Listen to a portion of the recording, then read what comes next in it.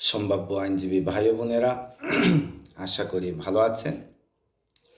আজ আমি আপনাদের সাথে আলোচনা করব অপরাধের সহায়তাকারীর শাস্তি সম্পর্কে। দণ্ডবিধি 1860-এর 107 থেকে 120 ধারা পর্যন্ত অপরাধের সহায়তাকারী সম্পর্কে আলোচনা করা হয়েছে। 107 ধারায় অপরাধের সহায়তাকারীর সংজ্ঞা প্রদান করা হয়েছে। সংজ্ঞায় বলা হয়েছে, অপরাধ সংগঠনের জন্য তিনভাবে সহায়তা করা যেতে পারে। প্রথমত, কোনো ব্যক্তি যদি অপরাধ সংগঠনের জন্য কাউকে প্ররোচনা দেয় বা প্ররোচিত করে। দ্বিতীয়ত, যদি কোনো অপরাধ সংগঠনের জন্য ষড়যন্ত্রে অংশগ্রহণ করে। আর তৃতীয়ত, ইচ্ছাকৃতভাবে সাহায্য করে।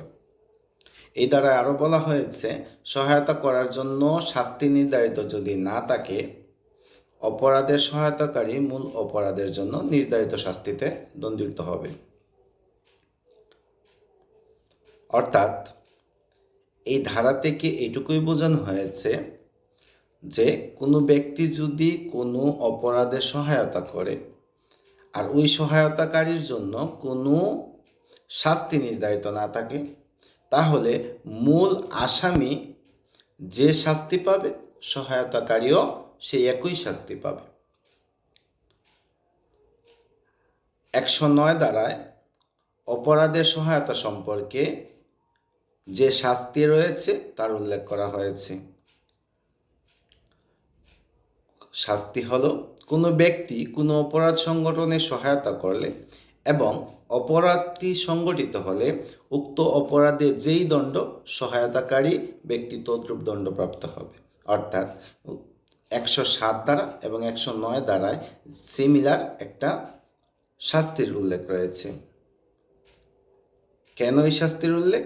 বোঝা গেল, আমরা আলোচনা করে বুঝতে পারি এইটুকু, অ্যানালাইসিস করে বুঝলাম যে প্রথমে এটাই বলা হয়েছে যে সহায়তাকারীর কোনো শাস্তি যদি উল্লেখ না থাকে, তাহলে সে কি শাস্তি পাবে।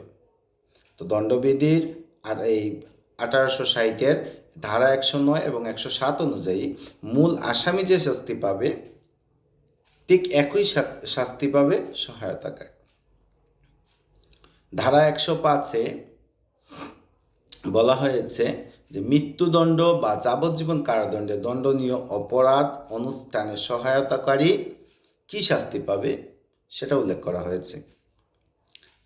115 দ্বারা বলা হয়েছে, যে ব্যক্তি মৃত্যুদণ্ড বা যাবজ্জীবন কারাদণ্ডে দণ্ডনীয় অপরাধ অনুষ্ঠানে সহায়তা করে এবং এই জন্য শাস্তি সম্পর্কে কোনো কিছু উল্লেখ না থাকে, তবে সেই ব্যক্তি উক্ত অপরাধ অনুষ্ঠিত হলো কি না তার উপর ভিত্তি করে শাস্তি পাবে। অর্থাৎ উক্ত অপরাধ যদি অনুষ্ঠিত না হয়, তাহলে ওই ব্যক্তি 7 বৎসর কারাদণ্ড তদুপরি অর্থদণ্ডে দণ্ডিত হবে। আবার ওই অপরাধটা যদি অনুষ্ঠিত হয়, তাহলে ওই ব্যক্তিকে অনধিক 10 বৎসর কারাদণ্ড এবং তদুপরি অর্থদণ্ডে দণ্ডিত করা হবে। সরি ভাইয়েরা, এখানে একটু ভুল বলেছি। বিষয়টা হবে, যদি অপরাধ সংগঠিত হয় বা অনুষ্ঠিত হয়, তখন ওই ব্যক্তি 14 বৎসরের কারাদণ্ড এবং তদুপরি অর্থদণ্ডে দণ্ডিত হবে।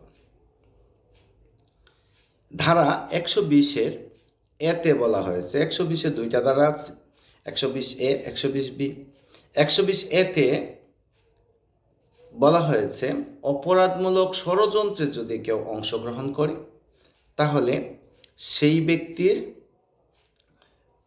সংজ্ঞা এটাতে প্রদান করা হয়েছে। অর্থাৎ অপরাধমূলক ষড়যন্ত্রে লিপ্ত কোন ব্যক্তি সেটা চিহ্নিত করার জন্য 120-এর এ ধারায় বলা হয়েছে।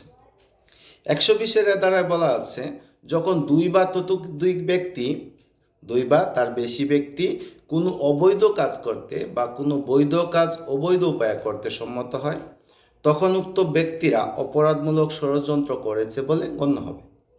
অর্থাৎ দুইজন অথবা দুইয়ের অধিক ব্যক্তি যদি কোনো বৈধ কাজ অবৈধ উপায়ে করতে চায় করার ষড়যন্ত্র করে অথবা অবৈধ কাজ করতে সম্মত হয়, তখন তাকে আমরা অপরাধমূলক ষড়যন্ত্র বলে থাকি। ধারা 120-এর বিয়ে বলা হয়েছে অপরাধমূলক ষড়যন্ত্রের শাস্তির কথা।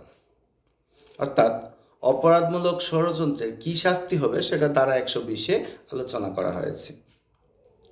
অপরাধমূলক ষড়যন্ত্রের শাস্তি দুইভাবে প্রদান করা হয়। অপরাধমূলক ষড়যন্ত্রের শাস্তি দুইভাবে প্রদান করা হয়। প্রথমত, যে ব্যক্তি মৃত্যুদণ্ড, যাবজ্জীবন কারাদণ্ড, 2 বা ততোর্ধ্ব বৎসরের জন্য সশ্রম কারাদণ্ডে দণ্ডিত বা দণ্ডনীয় কোনো অপরাধ অনুষ্ঠানে ষড়যন্ত্র করে এবং এই জন্য শাস্তি সম্পর্কে স্পষ্ট কোনো উল্লেখ না থাকে, তবে সেই ব্যক্তি উক্ত অপরাধে সহায়তার শাস্তি পাবে। কিভাবে পাবে? বলছে মূল ব্যক্তি যে শাস্তি পাবে সেও সেই একই শাস্তি পাবে। আর দ্বিতীয়ত বলা হয়েছে যে ব্যক্তি উক্ত অপরাধ ব্যতীত, অর্থাৎ উপরিল্লিখিত অপরাধগুলো ব্যতীত অন্য কোনো অপরাধ অনুষ্ঠানে ষড়যন্ত্র করে, তবে উক্ত ব্যক্তি অনধিক 6 মাস কারাদণ্ড বা উভয় দণ্ডে দণ্ডিত হয়। আমি আবারও বলি, 120 ধারায় বলা হয়েছে অপরাধমূলক ষড়যন্ত্রকারী কি শাস্তি পাবে। বলা হয়েছে অপরাধমূলক ষড়যন্ত্রকারী দুইভাবে অপরাধমূলক ষড়যন্ত্রকারীকে শাস্তি প্রদান করা হয়। প্রথমত, যে ব্যক্তি মৃত্যুদণ্ড, যাবজ্জীবন কারাদণ্ড, 2 বা ততোর্ধ্ব বৎসরের জন্য সশ্রম কারাদণ্ডে দণ্ডিত কোনো অপরাধ অনুষ্ঠানে ষড়যন্ত্র করে এবং এই জন্য শাস্তি সম্পর্কে স্পষ্ট কোনো উল্লেখ না থাকে, তবে সেই ব্যক্তি উক্ত অপরাধে সহায়তাকারীর শাস্তি পাবে। অর্থাৎ মূল ব্যক্তি যে শাস্তি পাবে সেও সেই শাস্তি পাবে।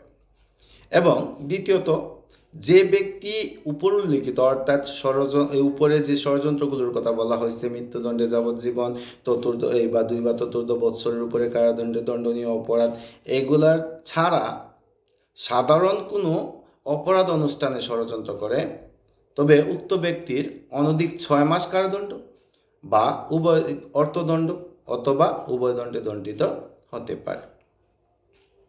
আমার আজকের আলোচনা এই পর্যন্তই। আগামী আলোচনা নিয়ে হাজির হব। সেই পর্যন্ত সবাই ভালো থাকবেন আর আমাদের সাথেই থাকবেন।